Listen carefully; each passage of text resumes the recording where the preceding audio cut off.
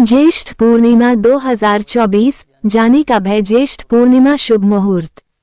शास्त्रों में ज्येष्ठ पूर्णिमा के दौरान किए जाने वाले बहुत से यम नियम आदि का उल्लेख मिलता है। ज्येष्ठ पूर्णिमा के दौरान दिए गए नियमों का पालन करना चाहिए और उन नियमों का पालन करने से जीवन में आती है शुभता और मनोकामनाएं होती हैं पूर्ण। 2024 में ज्येष्ठ पूर्णिमा व्रत। इस वर्ष ज्येष्ठ पूर्णिमा का पर्व 21 जून 2024 को मनाया जाएगा। शास्त्रों में ज्येष्ठ पूर्णिमा का बहुत महत्व होता है। इसी दिन कलश भरकर शहद का दान करने का विधान भी है। इस दिन ये कार्य करने से व्यक्ति के जीवन में खुशियां आती हैं और प्रेम भाव बना रहता है। 21 जून 2024 को 7:31 से पूर्णिमा आरंभ।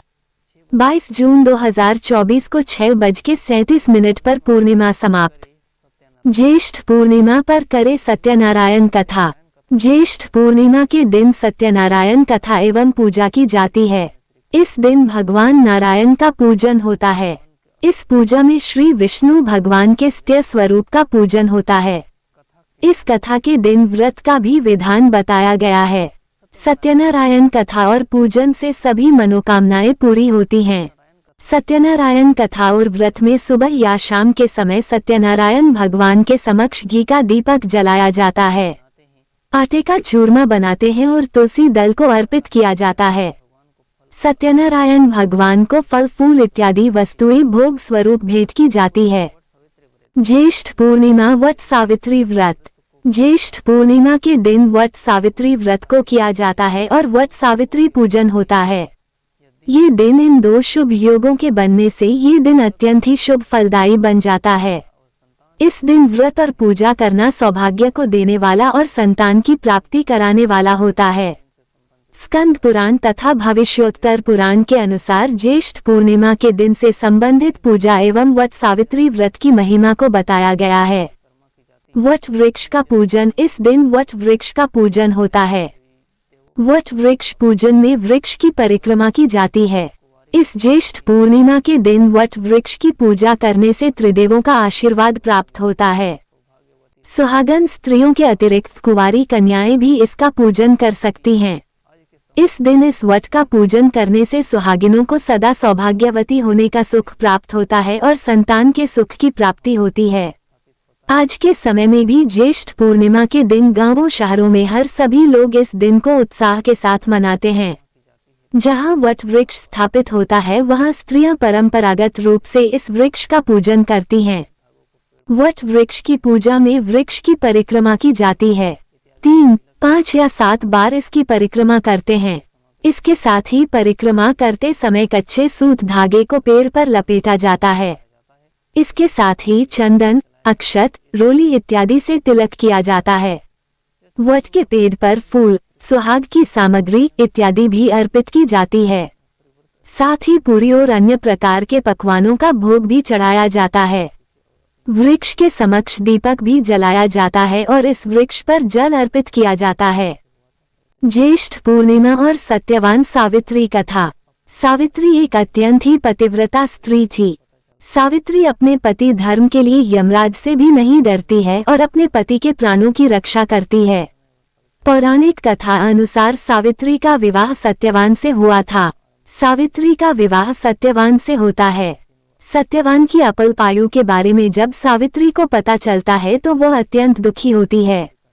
देवऋषि नारद द्वारा जब सत्यवान की मृत्यु के समय का सावित्री को पता चलता है तो वो उसी दिन से व्रत एवं भगवान से प्रार्थना आरंभ कर देती है।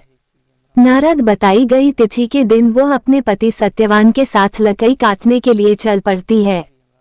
सत्यवान जब लकड़ी काटने के लिए पेड़ पर चढ़ता है तो उसके सिर में पीड़ा होने लगती है और वह नीचे गिर जाता है। पति की मृत्यु का समय निकट आता जान वह देखती है कि यमराज उसके पति के समीप आ खड़े होते हैं और सत्यवान के प्राण लेकर आगे चल पड़ते हैं। सावित्री भी यमराज के पीछे पीछे चल पड़ती है। यमराज उसे समझाते हैं लेकिन वो उन्हीं के साथ चलती चली जाती है।